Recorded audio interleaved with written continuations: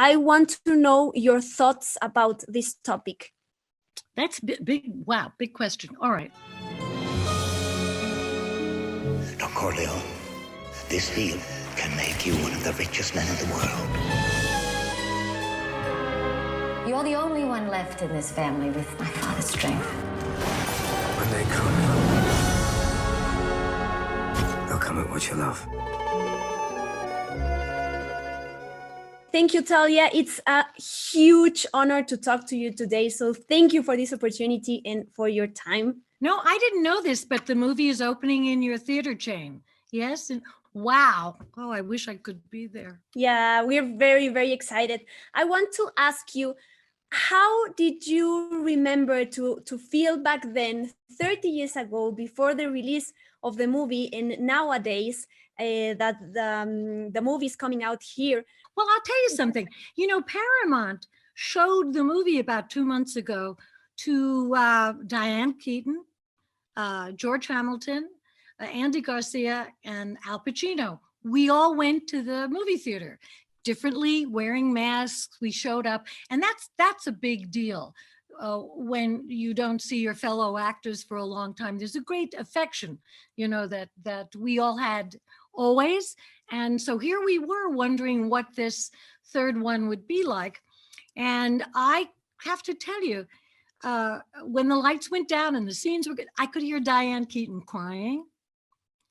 You know, she was going, oh, and we were going. So it was like very big, because the movie, I thought the movie realized a certain mythological perfection. I felt Francis had clearly placed the issues.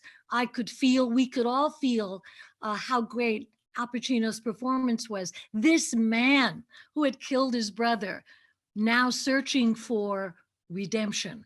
So the lights came up, we all met out in the lobby, and I have to tell you, it was a huge experience. So in making the movie back then, it was an intense time. It always is.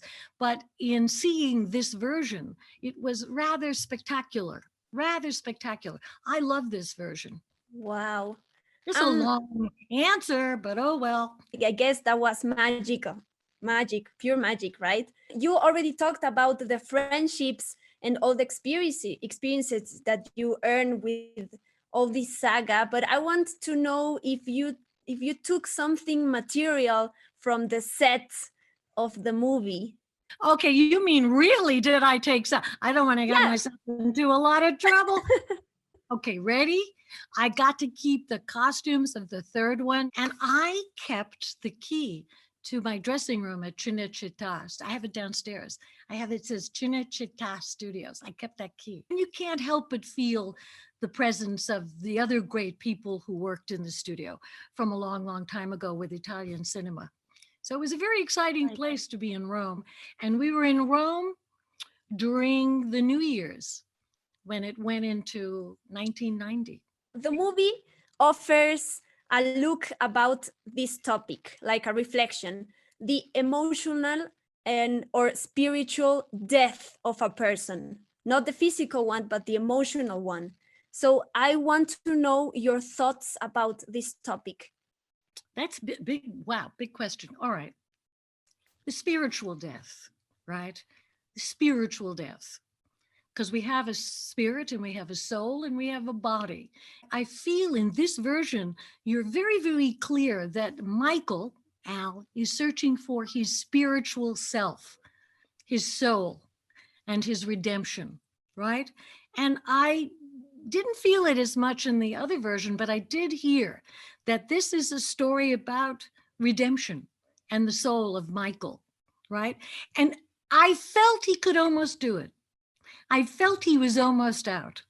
I felt, oh my goodness, this character is not, and I already knew what the ending was. But that's what's so extraordinary about this version. It's filled with the energy of redemption. You're a young girl, so I know you, but I'm older. And so one does at a certain point contemplate one's soul and spirit. And oh God, how have I lived my life? And is there an opportunity for me to have redemption because you want it to be passed to your family? I think in this piece, Michael so much wants his children to be free. And look what happens. You've been in these iconic franchises and The Godfather and Rocky, and you are part of the movie history and of this industry. How do you see your life if you look back? What's the thing that you're most proud of yourself? Interesting question. I think all of us collectively on this planet at this moment in time are dealing with our humanity, because we recognize that this is a transitional time, right? All of us, countries, ideologies, medicine, all of us, we are realizing that there is a legacy here. For me, in a personal way, I lost my husband many years ago, and I had to raise my children pretty much alone. So I do consider, right? I consider how I pass on courage. How do I deal with courage? These are the last acts, are acts of courage, acts of kindness, and acts of spirit. So, it's great. I now figured out about how to act. I didn't know how to act back then, but I'm just figuring it out. I'm very proud of those achievements and to have worked with great artists. And now I'm thinking, how can I be, and I know you're very young, but you must be thinking the same, how can I just be a better person? Exactly. My last question is, You ask those big spiritual questions, don't you? That's good to know. Thank you. We love the movie experience, going to the theater and the dark room and the sound, Yes. and to live other stories there.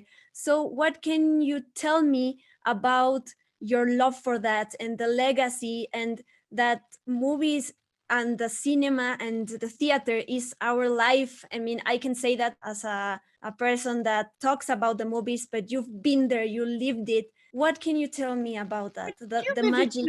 No, you live it too. I'll tell you something. I remember when my father would say, and I'm a little girl, let's all go to the movies.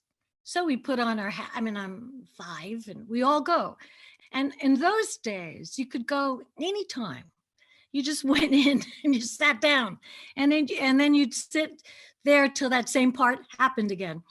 And I went to a movie theater a few years back, and I went and the lady said, but it started, it's been playing for a half hour. I said, that's okay. I'll just go in and then I'll sit when that's how you, no, you can't do that. And that made me very sad, but this great space of darkness for me was very spiritual. Again, it was transformational. Something amazing happened in the dark with my fellow audience members. But was also great is you could go at any time, right? So I wish they'd bring back that kind of experience. But I do love the movie theater. Something, I don't know about you, but I feel better after I've seen a movie, just in that space of wonderful darkness. Thank you, Talia. I don't know if you can see my ass, but you made me cry. You made me cry because I love movies. I love the movie experience, and it's an honor to talk to you. And I will always live for the movies and for this magic. Well, me too. Me too. And good luck. Good luck with our movie playing in your wonderful movie theaters. Good luck. Thank you. You're welcome. Perfect. Really, you made me cry. Me too. That's amazing. Thank you for sharing this with me and with the whole audience. Thank you.